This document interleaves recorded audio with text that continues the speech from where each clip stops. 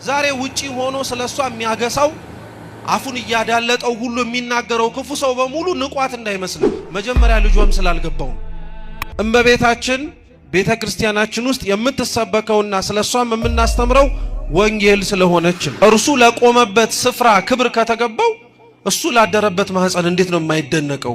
እንዴት ነው ከፍ ከፍስ ሊደረግ የማይችለው? ሰው የሰናፍጭ ቅንጣት እምነት ታክል ኖሮት ተራራን ስቶ ተራራ ማሻገር ከቻለ እሷ ምን ያክል ብታምን ነው ተራራውን የሚያፈልሰውን አምላክ ከሰማይ ያወረደችው?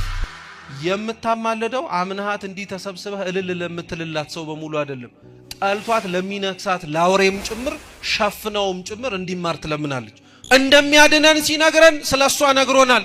እሱን በፈለጋችሁበት ቦታ በሙሉ እሷን ታገኟታላችሁ። ስለዚህ ሐዋርያት ጽፈውልናል። ከነሱ በፊት የነበሩት ጸሐፊያን አስተምረውናል። ስለእመቤታችን ስለዚህ ምክንያት እናስተምራለን።